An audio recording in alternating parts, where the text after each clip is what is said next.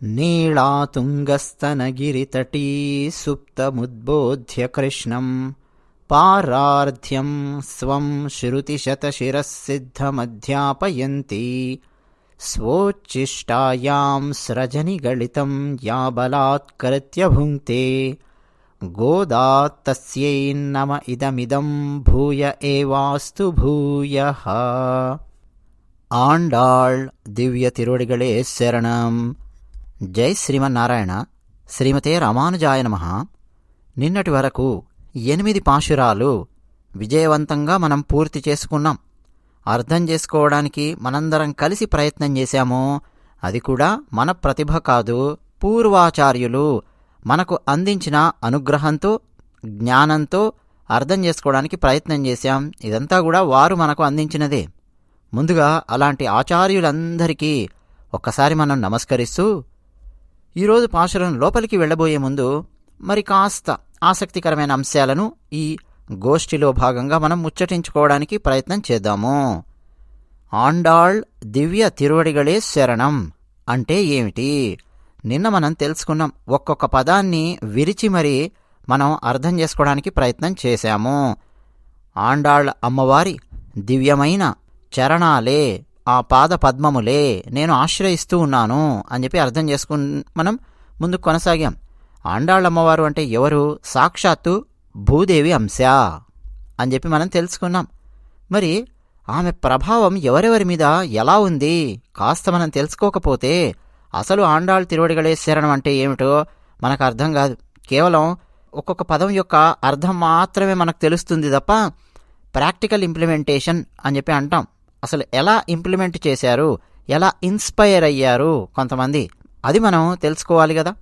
శ్రీకృష్ణదేవరాయల గురించి నేను మధ్య మధ్యలో చెప్తూనే ఉన్నాను. రాయలవారు ఆముక్తమాల్యదలో ఇలా రాశారండి, అలా రాశారండి అని చెప్పి చెప్తూనే ఉన్నాను. ఈరోజు కూడా ఒకటి మనం చెప్పుకుందాం, ముచ్చటించుకుందాం రాయలవారికి సంబంధించి.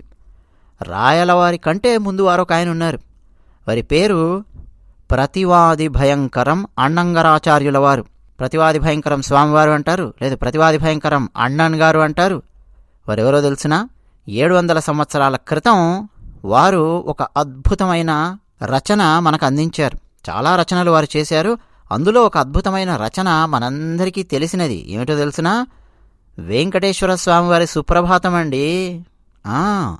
ఈ ప్రతివాది భయంకరం అన్నంగరాచార్యుల వారు శ్రీకృష్ణదేవరాయల వారి కంటే కూడా 250-300 సంవత్సరాలు ముందువారు. రామానుజాచార్యుల వారు 74 మంది సింహాసనాధిపతులను ఏర్పాటు చేశారు శ్రీవైష్ణవ సాంప్రదాయాన్ని ఇంకా ముందుకు కొనసాగించడానికి, తీసుకెళ్లడానికి. అందులో అంటే రామానుజాచార్యుల వారి తర్వాత 10వ జనరేషనో 11వ జనరేషనో ఉంటుంది. అప్పుడు ప్రతివాది భయంకరం అన్నంగరాచార్యుల వారు జన్మించారు. వేదాంత దేశికుల వారి కుమారుడు శ్రీమాన్ నారాయణ వరదాచార్యులు గారి శిష్యులు ఈ ప్రతివాది భయంకరం గారు. వారు రాశారండి మనం రోజు వినే శ్రీ వెంకటేశ్వర స్వామి వారి సుప్రభాతాన్ని. అందులో మొట్టమొదటగా కౌసల్య సుప్రజారామ మొదలుపెట్టారు. ఏమిటది? శ్రీమద్ రామాయణంలో విశ్వామిత్రుని వెంట యాగ సంరక్షణార్థం రామలక్ష్మణులు వెళతారు. అప్పుడు రాముల వారిని నిద్ర లేపడం కోసం ఒక ఉదయం విశ్వామిత్రుల వారు కౌసల్య సుప్రజారామ పూర్వాసంధ్యా ప్రవర్ధతే ఉత్తిష్ట నర శార్దూల కర్తవ్యం దైవమాహ్నికం అని చెప్పి రాశారు. ఆ విశ్వామిత్రుల వారు చెప్పిన దాన్ని వాల్మీకి మహర్షి రాస్తే ఆ మొట్టమొదటి శ్లోకాన్ని మాత్రం యథాతథంగా వెంకటేశ్వర సుప్రభాతంలో పెట్టారు ప్రతివాది భయంకరం అన్నంగరాచార్యుల వారు. పెట్టి, అయ్యా వాల్మీకి మహర్షి, విశ్వామిత్ర మహర్షి, మీ అందరి అడుగుజాడల్లో మేం కూడా నడుస్తూ స్వామివారిని మేము నిద్ర మేల్కొల్పడానికి ప్రయత్నం చేస్తున్నాము అని ఇక అక్కడి నుంచి ఆ తర్వాతివన్నీ వారు రాశారు. విజృంభించి భక్తి సామ్రాజ్యపు దారిలో ఆళ్వారుల మార్గంలో నడుస్తూ వెంకటేశ్వర స్వామి వారి సుప్రభాతం వారు రాస్తే మనం విని చదివి ఆనందిస్తూ ఉన్నాం. అవునా కాదా? ఇప్పుడు సడన్గా వెంకటేశ్వర సుప్రభాతాన్ని ఎందుకు పట్టుకొచ్చావయ్యా అంటారా?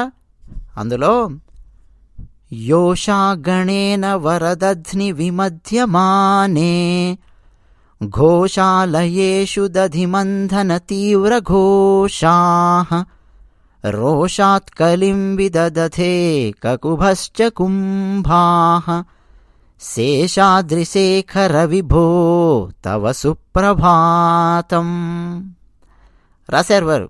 అందులో ఇదేమిటో తెలుసునా మనం నిన్నగాక మొన్న 7వ పాశురం అనుసంధానం చేసుకుంటూ పెరుగు చిలకడం, తైర రవం, గోకులంలో పెరుగు చిలకడం, ఆ పెరుగు చిలుకుతున్న ధ్వని వినిపించడం లేదా, లేవమ్మా గోపిక అని ఆండాళ్ళు తల్లి పాశురంలో 7వ పాశురంలో రాస్తే ఆ పాశురాన్ని వారు స్వీకరించి ఆ అర్థాన్ని స్ఫురించేలా ఇప్పటివరకు నేను చదివానే వెంకటేశ్వర సుప్రభాతంలో ఉన్నటువంటి ఆ శ్లోకము, దాన్ని వారు రచిస్తూ స్వామి వెంకటేశ్వర నిద్ర లేవవయ్యా అని చెప్పి అంటూ ఉన్నారు. ఏమిటో తెలుసునా ఈ శ్లోకానికి అర్థము? గోకులంలో వాళ్ళందరూ ఆ స్త్రీలు, గొల్లభామలు, గోపికలు, గొల్లెతలు అంటారు, వాళ్ళందరూ లేచి అయ్యా శ్రీ వెంకటేశ్వర స్వామి వారు పెరుగు చిలుకుతూ ఉన్నారు. ఆ శబ్దము అన్ని దిశలకు వినిపిస్తూ ప్రతిధ్వనిస్తోందయ్యా. వాళ్ళు నిద్ర లేచారు, పెరుగు చిలుకుతూ ఉన్నారు. ఏమయ్యా ఆ శబ్దం నీ చెవులకు ఇంకా వినిపించట్లేదా?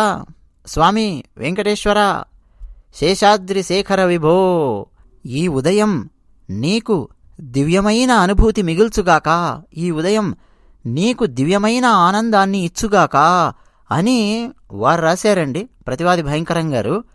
ఎక్కడిది ఈ ఊహ ఎక్కడి నుంచి పట్టుకొని వచ్చారు వీరు సుప్రభాతంలో అంటే? గోదాదేవి అమ్మవారు వారు అందించిందే 7వ పాశురంలో. ఇలా ఎందరెందరో ఆండాళ్ అమ్మవారి దారిలో నడిచిన వాళ్ళున్నారు. ఆమె పాదాలను ఆశ్రయించిన వాళ్ళున్నారు. పాదాలను ఆశ్రయించడం అంటే ఏంటండి? దండం పెట్టేసి తర్వాత కాళ్ళు లాగేయడం కాదు, అది కాదు. వారు నడిచిన దారిలో నడవడం, అది అర్థం. భారతీయ సనాతన ధర్మంలో, భారతీయ సనాతన సాంప్రదాయంలో తల్లిదండ్రుల పాదాలకు నమస్కరించమంటారు. అంటే ఏమిటి? వారు నడిచిన దారిలో మనం నడుస్తూ ఉన్నాం. జ్ఞానులకు మనం నమస్కరిస్తాం పాదాలకు అంటే ఏమిటి? వారు నడిచిన దారిలో మనం నడుస్తాము అని చెప్పి అర్థం. అలా ఆండాళ్ దివ్య తిరువడిగళే శరణం అంటే అదన్నమాట. మనం ప్రతిరోజు ఒక పాశురాన్ని అనుసంధానం చేసుకుంటూ ఉన్నాం. కొన్ని విషయాలే నేను మీకు చెప్పడానికి ప్రయత్నం చేస్తున్నాను. ఇంకా చాలా లోతులున్నాయి, చాలా ఉన్నాయి మనకు పూర్వాచార్యులు అందించినవి. కేవలం తిరుప్పావై పాశురాలలో గోదాదేవి అమ్మవారు ఇతిహాసాలు మాత్రమే వారు ముట్టుకోలేదండి. ఇతిహాసాలను మాత్రమే తట్టి మనకు చూపించలేదు.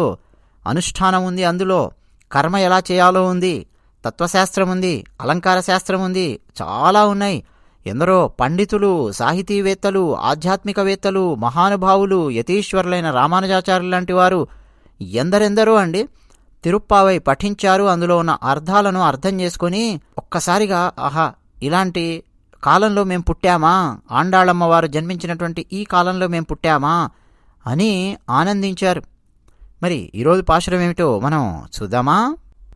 తూమణి మాడత్తు చుత్తుం విళక్కెరియ தூபம் கமலத்துயில் அணை மேல் கண் வளரும் மாமான் மகளே மணிக்கதவம் தாழ் திறவாய் மாமீரவளை எழுப்பீரோ உன் மகள்தான் ஊமையோ அன்றிச் செவிடோ அனந்தலோ ஏமப்பெருந்துயில் மந்திரப்பட்டாளோ மாமாயன் மாதவன் வைகுந்தன் என்றென்று நாமம் பலவும் నవిన్రేలోరెంబావాయ్.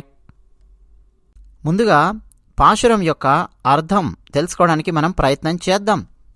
పరిశుద్ధమైన నవవిధములైన మణులతో నిర్మించబడిన ఇంత పెద్ద మేడలో హంసతూలికా తల్పంపై పడుకొని భవనం చుట్టూ దీపాలు వెలుగుతుండగా అగరు ధూమము 4 వైపులా వ్యాపించి ఉండగా, నిద్రపోతున్నావా ఓ మామ కూతురా? ఏంటి ఇంకా నిద్రపోతున్నావా? ఓ అత్త, నువ్వైనా లేపు నీ కూతుర్ని, ఆ గడియ తెరవమని చెప్పు, గడియ తీయమని చెప్పు. నీ కుమార్తె మూగదా, చెవిటిదా? లేక ఎవరైనా సరే ఆమె నిద్ర లేవకుండా ఆమె పక్కనే కావలిగాస్తూ ఉన్నారా? లేకపోతే ఆమె గాఢ నిద్ర లోపలికి పోయేలా ఎవరైనా ఆమెకు మంత్రించారా? ఎందుకలా నిద్రపోతోంది? లేపవమ్మా ఓ అత్త. మహామాయావి, మాధవుడు, వైకుంఠవాసుడు, ఇలా ఎన్నెన్నో నామాలను, శ్రీమన్నారాయణుని నామాలను ఇప్పటిదాకా మేం కీర్తిస్తూ వస్తున్నాం. అయినా సరే అవన్నీ విని కూడా ఆమె ఏం లేచినట్టు కనిపించడం లేదే.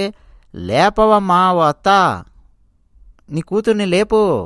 ఇదన్నమాట ఈ పాశురానికి అర్థము. ఇప్పుడు మనం లోతుల్లోపలికి వెళ్ళడానికి ప్రయత్నం చేద్దామా? ఈరోజు అండి ఈ గోప బాలిక ఉండే భవనం మర్చిపోద్దు మీరు. 15వ పాశురం వరకు ఒక్కొక్క గోపికను నిద్రలేపుతూ ఒక్కొక్క జ్ఞానిని మేల్కొలిపి తట్టి నిద్రలేపి మిగతా వాళ్ళందరినీ తీసుకురమ్మని పంపించడమే 4వ గోపిక. ఈరోజు ఆ విధంగా చూస్తే 4వ జ్ఞాని. అంతే కదా?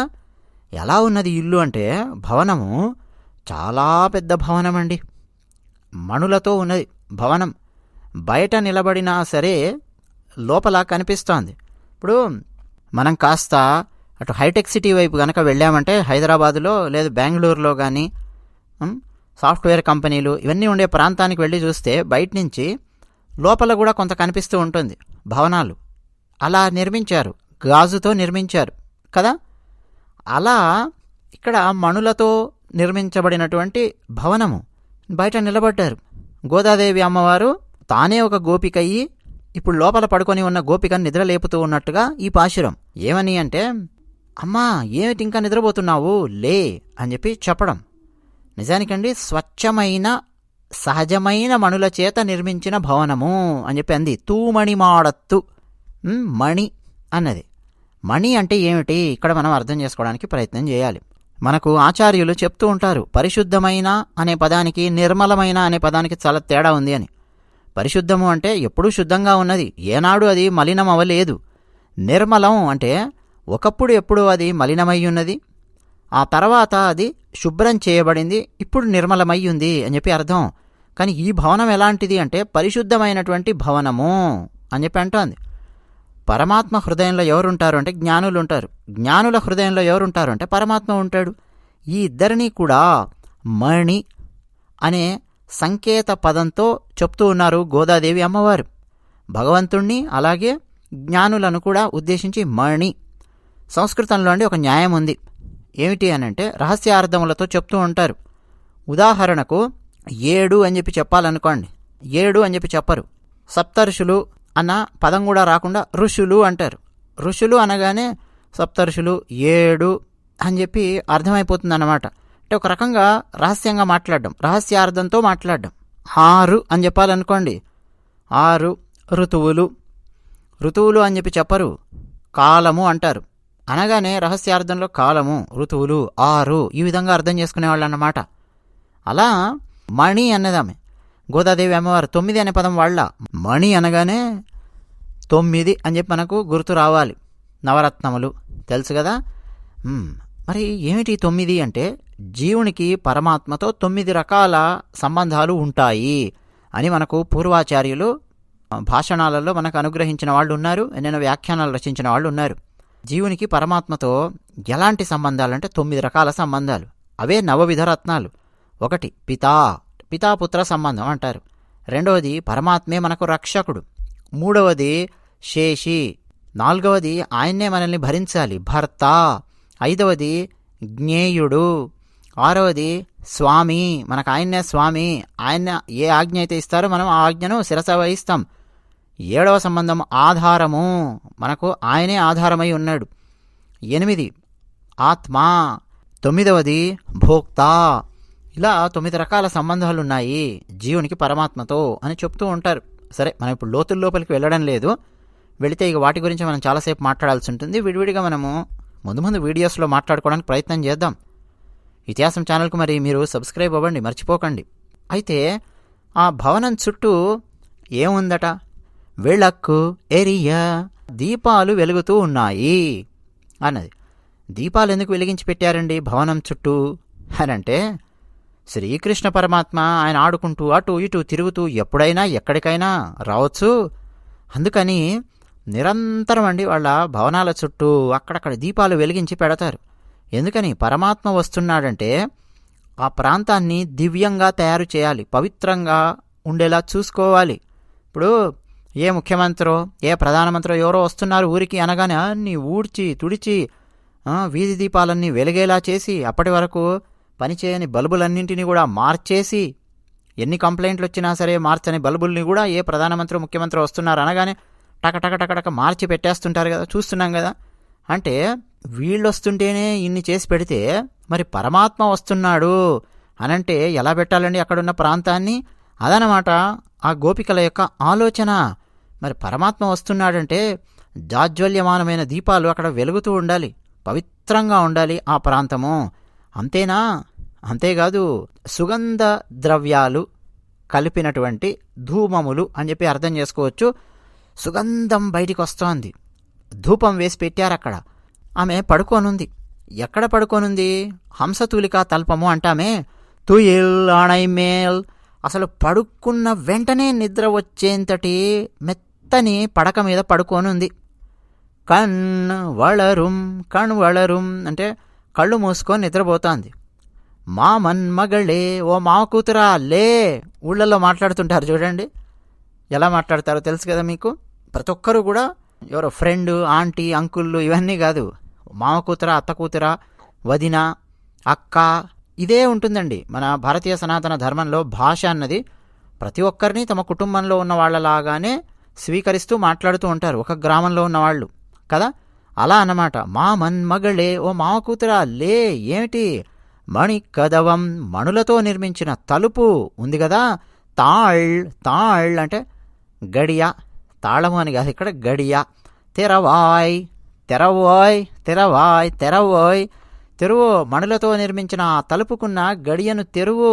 తర్వాత ఇక మామ కూతురా అని చెప్పి పిలిచినా సరే పలక్కపోతే అప్పుడు మా మీర్ అని చెప్పి అన్నారు, అంటే అత్త, ఓ అత్త అని. ఇప్పుడు ఈ గోపికలు పడుకున్న గోపిక యొక్క తల్లిని ఉద్దేశించి మాట్లాడుతూ అన్నారు, ఓ అత్త, అవళై ఏజుప్పీరో, నీ కూతురు లేపవమ్మా. ఉన్ మగళ్ దాన్, నీ కూతురు ఏమైనా అన్నారు. ఉన్ మగళ్ నీ. ఈ నీ అనే పదాన్ని ఎందుకు ప్రయోగించారు గోదాదేవి అమ్మవారు అని ఆలోచిస్తే, ఎప్పుడైనా సరే అండి భక్తుల మీద నీ అనే పదాన్ని ఉపయోగించారు అని అంటే అది ఆక్షేపించడమే, విమర్శించడమే. మన అని చెప్పి రావాల్సిన చోట నీ అని చెప్పి పడింది అని అంటే భక్తులు బాధపడతారు. భగవంతుడు భక్తుడు ఇద్దరూ ఒకరికొకరు చెందినవారు, మన అని మాట్లాడుకోవాలి. భక్తులు కూడా మన అని చెప్పి మాట్లాడుకోకుండా నీ కూతురు అని చెప్పి అనగానే అత్తకొక్కసారి మనసు చిక్కుమన్నట్టుగా అవుతుందన్నమాట. అయ్యో మమ్మల్ని దూరం చేస్తున్నారే ఈ గోపికలు, వీళ్ళందరూ కృష్ణ పరమాత్మ కోసం వెళుతూ ఉన్నారు, నా కూతుర్ని లేపడానికి వచ్చారు, నీ కూతురు అని చెప్పి నన్ను దూరం చేస్తున్నారే, నేను వీళ్లలో ఒక భాగం కానా? మనందరం కలిసి వెళ్ళాలి అని చెప్పి అనకుండా నీ కూతురు అని చెప్పి అంటున్నారే, ఇంకా నా కూతురు లేవలేదు కాబట్టి ఆ విధంగా నన్ను ఆక్షేపిస్తున్నారు అని పడుకున్న గోపిక యొక్క తల్లి కాస్త ఆలోచిస్తుందన్నమాట. ఇప్పుడు ఉన్ మగళ్ దాన్, నీ కూతురు ఏమైనా? ఉమయ్యో, మూగదా? మాటలు రావా నీ కూతురికేమి? మేం పిలుస్తున్నాము ఇక్కడ బయట నిలబడి, అరే పలకదేమిటి? ఉమయ్యో, మాటలు రావా అండ్రీ? లేకపోతే చెవిటిదా, చెవులు పనిచేయట్లేదా నీ కూతురికి? సరే మాటలు రావనుకుందాం, మేం చెప్పేదైనా చెవులో పడితే లేచి కూర్చోవాలిగా, చెవిటిదా, లేవట్లేదా? ఆనందలో అలసిపోయి పడుకుందా, అలసిపోయి నిద్రిస్తోందా? పట్టాళో, ఎవరినన్నా సరే ఆ మంచం పక్కన కావలిగా పెట్టారా? ఆమె నిద్ర లేవకుండా, ఎవరొచ్చి పిలిచినా సరే పలక్కుండా ఎవరినైనా సరే కావలిగా పెట్టారా? కావలి వాళ్ళు ఉంటారు కదండి, పెట్టారా? పెరుందుయల్, చాలాసేపు నిద్రపోయేటట్టు మందిర పట్టాళ్ళు, ఎవరైనా సరే మంత్రం వేశారా? చాలాసేపు ఆమె అలాగే నిద్రలో మత్తుగా పడిపోయి నిద్రపోయేటట్టు ఎవరన్నా మంత్రం వేశారా అని అంటోంది గోదాదేవి. నిజానికండి ఇక్కడ మంత్రం వేయడము అంటే ఏం లేదు. ఆ పడుకున్న గోపిక జ్ఞాని అని మనం మాట్లాడుకుంటూనే ఉన్నాం గత 4 రోజులుగా కదా. మరి మంత్రం వేసినట్టుగా జ్ఞానులు ఎందుకు పడుకొని ఉంటారండి చెప్పండి? ఏ మంత్రం? కృష్ణ మంత్రమే. కృష్ణ కృష్ణ కృష్ణ అని ఆ ధ్యానంలో కృష్ణ మంత్రము స్మరిస్తూ, కృష్ణ లీలలు స్మరిస్తూ పరమాత్మ తత్వాన్ని స్మరిస్తూ అందులో అలా మంత్రం వేసినట్టుగా అలా పడిపోయి ఉందా అని చెప్పి అర్థం అన్నమాట.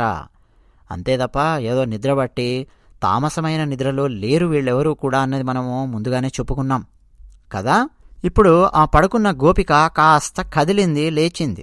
అలాగే ఈ గోపిక తల్లి అత్త అత్త అని పిలిచారే ఆమె. ఇక వీళ్ళు అడుగుతూ ఉన్నారు బయట నిలబడి పిలుస్తున్న గోపికలను, భగవానుని నామాన్ని చెప్పండి, లేచి వస్తాను అని చెప్పి ఆ పడుకున్న గోపిక చెప్తోంది. అలాగే ఆమె తల్లి కూడా, మీరు భగవంతుని నామాన్ని స్మరించండి, లేచి వస్తుంది నా కూతురు అని. ఇప్పుడు వీళ్ళు ఏమనాలండి? ఇన్ని రోజుల నుంచి, ఈ వారం రోజుల నుంచి మనం భగవంతుని నామాన్ని స్మరిస్తున్నామా లేదా? స్మరిస్తున్నాం కదా.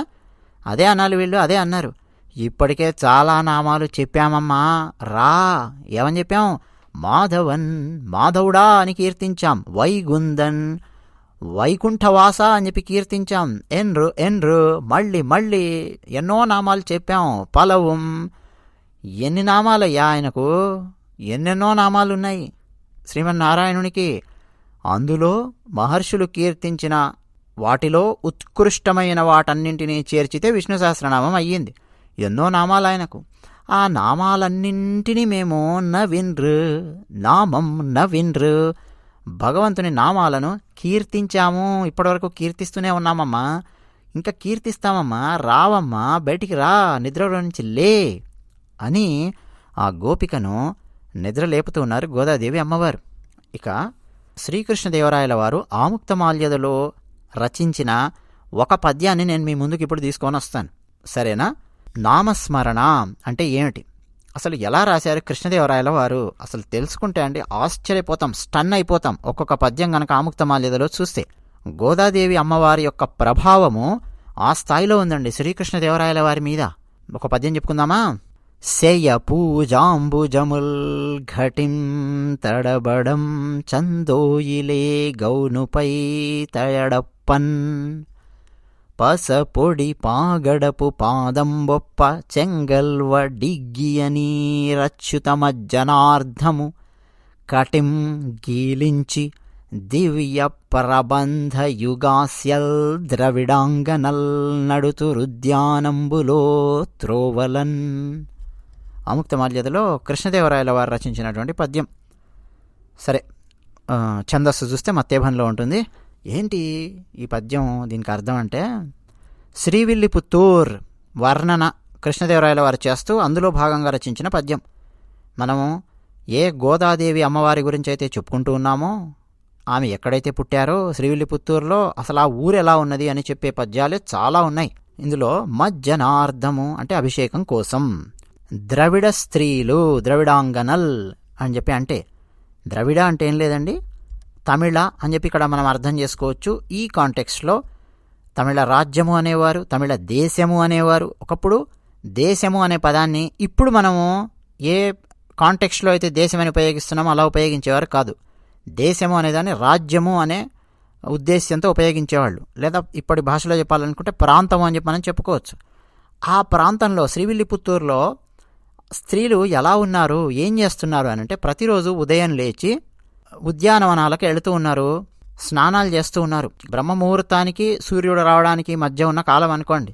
పసుపు ఉపయోగిస్తూ ఉన్నారు. పసుపునే లేపనంగా రాసుకొని కొలనులో దిగి స్నానం చేసి ఆ తర్వాత కుండలల్లో తీర్థం తీసుకొని వస్తూ ఉన్నారు అన్నాడు. తీర్థము అంటామండి, మంచినీళ్ళు తెస్తున్నారని చెప్పి అన్నారు. ఎందుకో తెలుసునా? దేనికోసం తీసుకొస్తున్నారు వాళ్ళు? మజ్జనార్ధము, అభిషేకం కోసం తీసుకొని వస్తున్నారు ఆ నీళ్లు. అందుకని నీళ్లు అనకుండా తీర్థము అని చెప్పి పిలుస్తాం. అలాగే ఆ వచ్చేటప్పుడు ఎలా వస్తున్నారు వాళ్ళు అన్నది ఇక్కడ కీలకమైనది. నీళ్లు తీసుకున్నారు, తర్వాత అంబుజ అంటే పద్మము, కమలం పువ్వులు, ఉద్యానవనాలలో ఉన్న కొలనులలో వీళ్ళు ఎక్కడైతే స్నానం చేశారో, ఎక్కడైతే నీళ్లు ముంచుకొని తీసుకొని వస్తున్నారో అక్కడ కొలనులలో కమలం పువ్వులు ఉన్నాయండి. దండిగా ఉన్నాయి, నిండుగా ఉన్నాయి. ఆ కమలం పువ్వులను కొన్నింటిని తీసుకొని వస్తూ ఉన్నారు. నీళ్లున్నాయి కదండి కుండలు, వాటన్నింటినీ నడుముకు పెట్టుకున్నారు, నడుస్తూ ఉన్నారు. చేతిలో కమలం పువ్వులు ఉన్నాయి. ఎలా పట్టుకున్నారు కమలం పువ్వులను చెప్పండి? పువ్వు భాగాన్ని అరచేయిలో గట్టిగా పట్టుకున్నారనుకోండి, పూల రెక్కలకు బాధ కలుగుతుంది, పూల రెక్కలు విడిపోయే అవకాశం ఉంది. అందుకని ఆ పువ్వుల యొక్క నాళాలను గట్టిగా పట్టుకున్నారు అని చెప్పి అంటున్నారు రాయలవారు. నాళము అంటే ఏమిటి అని చెప్పి అడగకుండా తెలుగు వాళ్ళు ఇంగ్లీష్లో చెప్తే అర్థమవుతుంది కదా. స్టెమ్, లోటస్ స్టెమ్స్ అని చెప్పి అంటే అర్థమవుతుంది. నాళములు, వాటిని చేతుల్లో పట్టుకున్నారు. మరి పువ్వులు ఎక్కడున్నాయండి అంటే ఘటములు, కుండలల్లో నీళ్లున్నాయి కదా, ఆ నీళ్లను తాకుతూ కమలం పువ్వులు అలా ఉన్నాయన్నమాట. ఆ కుండల లోపలికి వాలి ఉన్నాయి కమలం పువ్వులు. పట్టుకొని వీళ్ళు అలా నడుస్తూ ఉన్నారు. అది కూడా ఎందుకండి ఈ కమలం పువ్వులు చెప్పండి? శయ పూజాంబుజముల్ అని చెప్పి అన్నారు. చేతుల్లో పట్టుకున్నారు. ఏంటివి ఆ అంబుజములు, ఏంటివి ఆ పద్మం పుష్పాలు? పూజ కోసం, ప్రతిరోజు ఉదయం శ్రీమన్నారాయణునికి సమర్పించడం కోసం ఆ పూజలో భాగంగా కమలం పుష్పాలను ప్రతిరోజు తీసుకొని వెళుతూ ఉన్నారు. ఒక్క స్త్రీ కాదు, చాలామంది స్త్రీలు. పైగా మంచి తీర్థం, దేనికోసం మంచి తీర్థము? మజ్జనార్థం, అభిషేకం కోసం తీసుకెళ్లే నీళ్లు, అవన్నీ కూడా అడుగులు వేస్తూ ఉన్నారు. పాగడపు పాదం అని రాశారు రాయలవారు. పాగడము అని చెప్పి ఆభరణాలండి, రకరకాల ఆభరణాలు. కొన్ని దేశాలు, అమెరికా వంటి దేశాలు 200 సంవత్సరాల సంస్కృతి కూడా లేదు వాళ్లకు. ఈ 200 ఏళ్లే అమెరికా చరిత్ర మీరు చూస్తే అలాంటి దేశాలు కూడా ఉన్నాయి ప్రపంచంలో. ఈరోజు గొప్పగా కీర్తించబడుతున్నటువంటి దేశాలు ఉన్నాయి. కానీ అండి, సంస్కృతిలో చూస్తే మనది ఎంత పురాతనమైనదో, ఎంత పురాతనమైన నాగరికతనో తవ్వుకుంటూ వెళుతున్నా కొద్దీ, ఆలోచిస్తూ వెళుతున్నా కొద్దీ అన్ని అద్భుతాలున్నాయి. పాగడము అనే ఆభరణాలు ధరించి ఉన్నారు వాళ్ళు. పద్యం ఇంతవరకే అయితే మనం అసలు ధనుర్మాసంలో భాగంగా తిరుప్పావై పాశురాలను అనుసంధానం చేసుకునేటప్పుడు అసలు ఈ పద్యం మనం చెప్పుకునేవాళ్లమే కాదు, అవునా? వాళ్ళు అలా నడుస్తూ ఏం చేస్తున్నారు అన్నది ఇక్కడ కీలకం. రాయలవారు ఏం చెప్పారు అన్నది. గోదాదేవి అమ్మవారి ప్రభావం ఎలా ఉంది రాయలవారి మీద, అది కదా మనం చెప్తున్నాం. ఏమన్నారు రాయలవారు అనంటే, దివ్య ప్రబంధ యుగాస్యల్ ద్రవిడాంగనల్ అన్నారు పద్యంలో. దివ్య ప్రబంధము ఏంటండి? దివ్య ప్రబంధము అంటే 4000 అని చెప్పి అంటారు. 4000 పాశురాలుంటాయి, 4000. ఆ 4000 పాశురాలల్లో ఇప్పుడు మనం తిరుప్పావైలో భాగంగా చదువుతున్నామే పాశురాలు, ఆ పాశురాలు కూడా ఆ 4000లో ఒక భాగమే. 12 మంది ఆళ్వారులు, వాళ్ళందరూ రచించినటువంటి పాశురములు 4000. దాన్నే దివ్య ప్రబంధము అని చెప్పి పిలుస్తారు. 12 మంది ఆళ్వారులతో పాటు మరొకరు కూడా కొన్ని పాశురాలు రాశారు, కంట్రిబ్యూషన్ ఉంది అందులో. ఏమిటి అన్నది మనం ముందు చెప్పుకోవడానికి ప్రయత్నం చేద్దాం, సరేనా? మరి వాళ్ళు ఏం చేస్తున్నారు అంటే, దివ్య ప్రబంధ యుగాస్యల్ అని చెప్పి అన్నారు. నోట్లోట దివ్య ప్రబంధం ఆడుతోందట, పాశురములు ఆడుతూ ఉన్నాయి నోట్లో. పాశురములు చదువుతూ ఉద్యానవనాలలో స్నానం చేయడము, పాశురాలు చదువుతూనే కమలం పుష్పాలు కోయడము, పాశురాలు చదువుతూనే ఆ కమలం పుష్పాలను ఎలా పట్టుకోవాలో అలా పట్టుకొని ఆ కుండలన్నింటినీ కూడా వాళ్ళు నడుముకలా పెట్టుకొని ఆ పాశురములు చదువుతూనే ఇంటికి నీళ్లు తీసుకొని వస్తూ ఉన్నారు. అంటే ఎలా జీవిస్తున్నారండి అక్కడ స్త్రీలు అంటే, నిరంతరం నారాయణ నామస్మరణతో వాళ్ళు జీవిస్తూ ఉన్నారు. పాశురములు పాడుతున్నారు, పాశురములు చదువుతున్నారంటే ఇక నారాయణ నామస్మరణ చేస్తున్నట్టే, అవునా కాదా? అలా జీవిస్తూ ఉన్నారు శ్రీవిల్లిపుత్తూరులో అని చెప్పి చెప్పారు రాయలవారు. గోదాదేవి అమ్మవారు గోకులంలో ఉన్న స్త్రీల గురించి ఏం చెప్పారండి? పెరుగు చిలుకుతూ వాళ్ళు ఏం చేస్తున్నారండి? నారాయణ నామస్మరణ చేస్తున్నారు, అవునా కాదా? నిరంతర నారాయణ నామస్మరణనే గోకులంలో. అలా గోదాదేవి అమ్మవారు రచించిన పాశురాలలో ఉండే అంతర్లీనంగా దాగి ఉన్న అర్థాలను ఎన్నింటినో పట్టుకున్నారు రాయలవారు. సరే, ఆముక్తమాల్యదలు అంటే వర్ణనలు, వాటన్నింటితో పాటు అద్భుతమైన గాథలు ఉన్నాయి. యామునాచార్యుల వారి చరితం ఉంది. నిన్ననే మనం కేసి అనే రాక్షస సంహారం గురించి మనం తెలుసుకున్నాం. కేసి రాక్షస సంహారం గురించి ఆముక్తమాల్యదలో లేదు, కానీ కేసిధ్వజుడు అనే ఒక మహారాజు గారి గురించి ఉందండి. జనకుని కథ ఎంత అద్భుతంగా ఉంటుందో, వాదోపవాదాలు, ఆ గాథ అద్భుతం అన్నమాట. అలాంటివి చాలా ఉన్నాయి. ఇవన్నీ మనం ఎందుకు చెప్పుకుంటున్నాము ఈ గోష్ఠిలో భాగంగా అంటే, గోదాదేవి అమ్మవారి తిరుప్పావై పాశురముల యొక్క ప్రభావము మహామహా మేధావుల మీద, సాహితీవేత్తల మీద, భక్తుల మీద, పండితుల మీద, యతీశ్వరుల మీద, ఎందరెందరి మీదో ఉంది అని చెప్పడం కోసం అన్నమాట ఇవన్నీ చెప్తూ ఉన్నాను. మరి ఇంకెందుకు ఆలస్యం, తర్వాత పాశురాన్ని రేపు అనుసంధానం చేసుకోవడానికి ప్రయత్నం చేద్దాము. మీరు ఎక్కువ మంది ఇతిహాసం ఛానల్కు సబ్స్క్రైబ్ అవుతూ, ఎక్కువ వ్యూస్ వస్తూ ఉంటే, ఎక్కువ మంది చూస్తూ ఉంటే అప్పుడు ఆముక్తమాల్యద లాంటి ప్రబంధ కావ్యాన్ని మీ ముందుకు తీసుకురావడం జరుగుతుంది. సరేనా? జై శ్రీమన్నారాయణ.